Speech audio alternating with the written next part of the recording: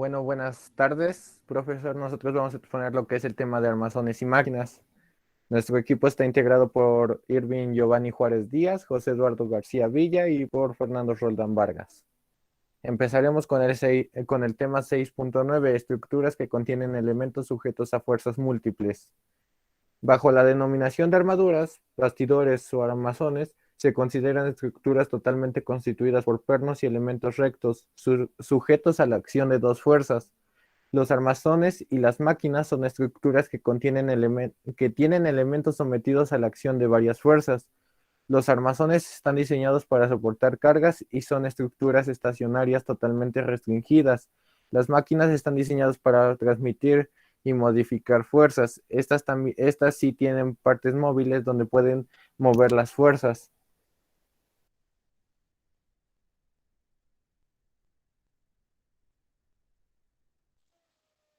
Ahora tocaremos el tema del 6.10, que es el análisis de un armazón.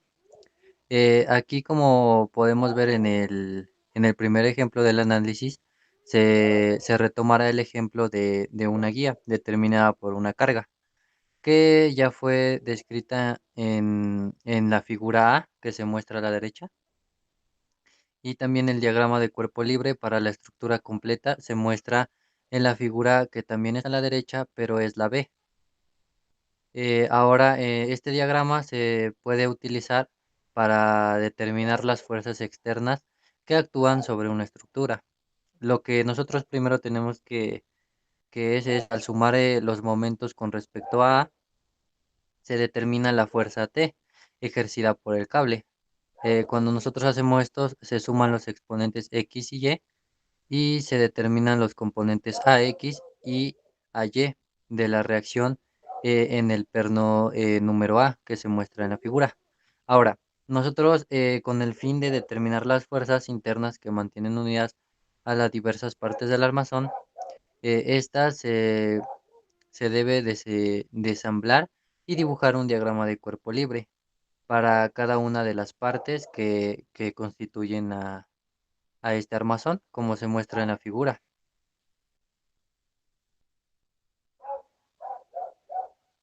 Ahora, el elemento B es el único en donde actúan dos fuerzas y estas fuerzas actúan en cada uno de los extremos de estos elementos, pero, o sea, estos elementos tienen que tener una magnitud, la misma línea de acción y sentidos opuestos. A lo largo de BE se representan relativamente por FBE y menos FBE de modo arbitrario, que se supondrá su sentido como se muestra en la figura de la derecha. Ahora nosotros cuando tenemos la magnitud común de FBE, de estas fuerzas se confirmarán o se negarán ya dependiendo su posición. Enseguida se consideran los elementos sometidos a la acción de varias fuerzas. Estos elementos son los que actúan tres o más fuerzas.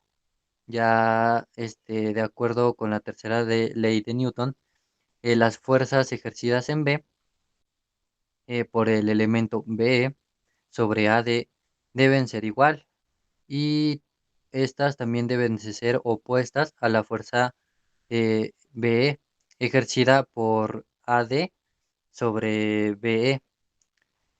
Aquí en esta forma es similar a la fuerza N por el elemento B sobre el elemento CF. Ahora, por tanto, estas fuerzas que son sometidas a la acción de dos fuerzas B ejercen sobre AD y CF. Ahora nosotros tenemos que estas fuerzas son iguales y son respectivamente iguales a menos FB y FBE. Ahora, estas fuerzas tienen la misma magnitud y sentidos opuestos y deben estar dirigidas como se muestra en la figura 6.20 en la figura C. Como vemos, ahí están todas las fuerzas dirigidas a un mismo lado.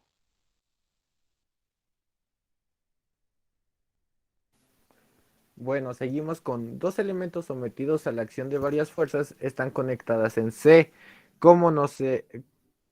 Como no se conoce la magnitud ni la dirección de las fuerzas que actúan en C, dichas fuerzas se representan con sus componentes X y Y, como ya lo habíamos visto en el tema de equilibrio de partículas. Los componentes X y CY de la fuerza que actúan sobre el elemento AD serán dirigidas de maneras arbitrarias hacia la derecha y arriba, de acuerdo con la tercera ley de Newton.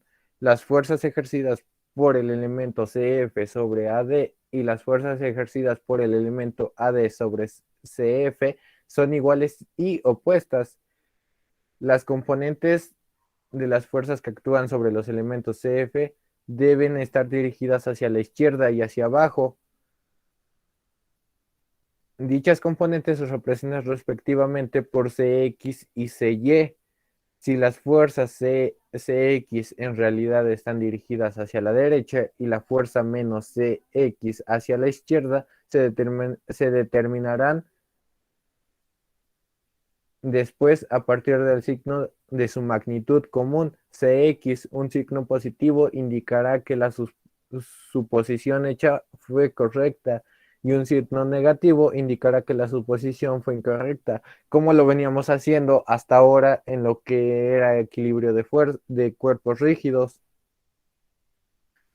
Ahora se puede determinar las fuerzas internas considerando el diagrama de cuerpo libre, pues como lo vimos en las imágenes anteriores, pues descomprimíamos la figura para sacar las partes y que se nos haga un poco más sencillo todo esto.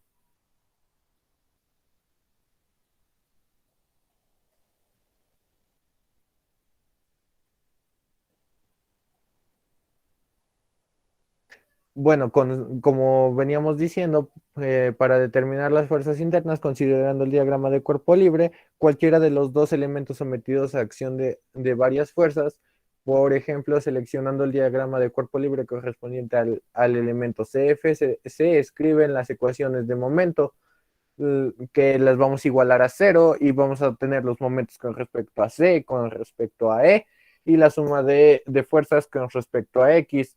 Las ecuaciones proporcionan respectivamente los valores de las magnitudes F sub B, E, CY y CX. Estos valores se pueden comprobar verificando que el elemento AD también se encuentra en equilibrio, pues como lo veníamos haciendo hasta ahora.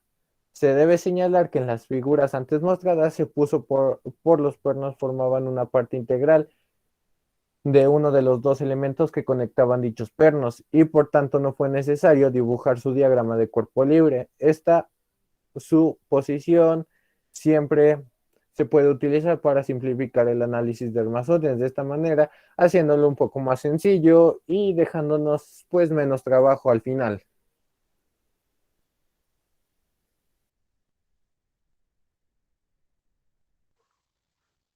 Ahora el tema o el subtema 6.11, el cual es de los armazones que dejan de ser rígidos cuando se separan de sus soportes.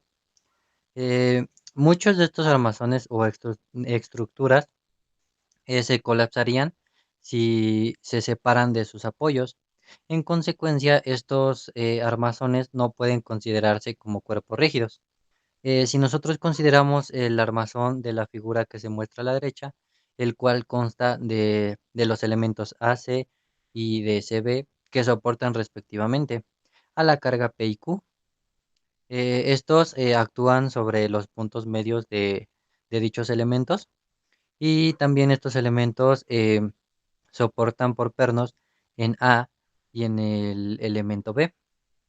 Ahora estos están conectados por medio de un perno E que está en el punto C, en la parte superior. Ahora, este armazón no tendrá su forma si se separa de sus apoyos. Por tanto, se debe considerar que está hecho de dos partes rígidas, distintas, lo que es AC y CB, como se muestra en la figura.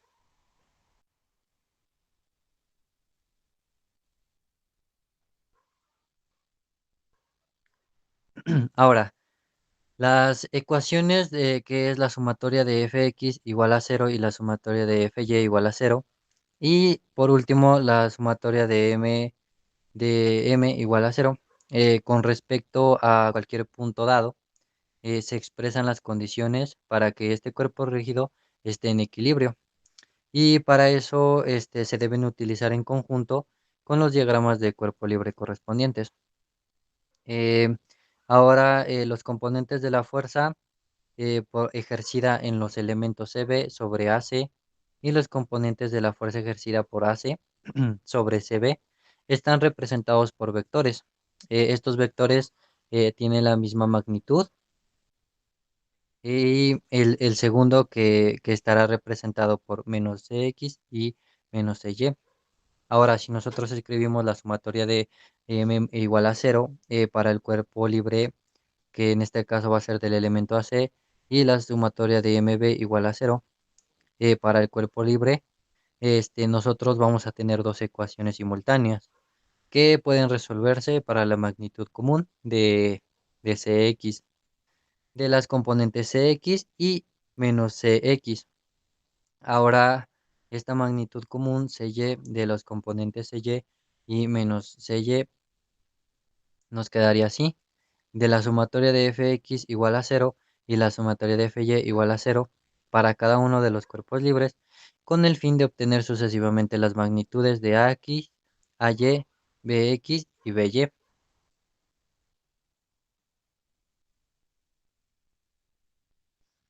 Ahora, las fuerzas que actúan sobre el cuerpo libre, que es el elemento AC, satisfacen las ecuaciones de la sumatoria de fx igual a cero, la sumatoria de fy igual a cero y la sumatoria de mb igual a cero. Este cualquier también punto dado. Ahora, si nosotros tenemos que estas ecuaciones también satisfacen o se satisfacen a las fuerzas que actúan sobre el cuerpo libre CB. Ahora, estas ecuaciones se utilizan para determinar algunos de los componentes que están en los elementos A y B. Pero ahora nosotros, sin embargo, o sea, ya también se puede o podemos concluir que no se pueden determinar las reacciones en A y C, A y B. O sea, porque a partir del diagrama del cuerpo libre para tener el armazón completo. Ahora, si nosotros vemos si hay una incógnita o si hay más incógnitas que ecuaciones, la estructura es estáticamente indeterminada. Si hay menos incógnitas que ecuaciones, la estructura no es rígida. Y si hay y si hay tantas incógnitas como ecuaciones, y se puede determinar todas las incógnitas y satisfacer todas las ecuaciones bajo condiciones generales, la estructura es estáticamente determinada y rígida. Pero sin embargo, si debido a un arreglo inapropiado de los elementos de la figura eh, y apoyados no se pueden determinar todas las incógnitas ni tampoco satisfacer las ecuaciones, esta o la estructura es estáticamente indeterminada y podemos concluir que no sería rígida.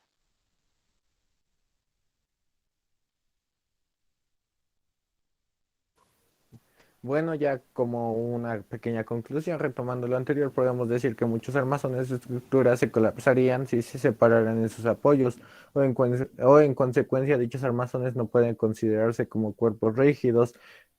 Como ya lo vimos, pues en estos pues se aplican múltiples fuerzas diferentes, como lo veíamos en las imágenes anteriores, pues los armazones tienen aún más fuerzas y por ello los descomponemos aún más y son trabajos más laboriosos para poder resolver todas las incógnitas que tengamos, como ya lo vimos al final, pues también si tenemos más ecuaciones que incógnitas, más incógnitas que ecuaciones, perdón, pues eso va a quedar indeterminado, pues no podríamos, no tendríamos forma de resolverlo si las ecuaciones no son las suficientes para poder concluir con nuestro trabajo. Y bueno, eso de nuestra parte sería todo. Espero y le hayan entendido algo. Y esa es la referencia de donde sacamos la información.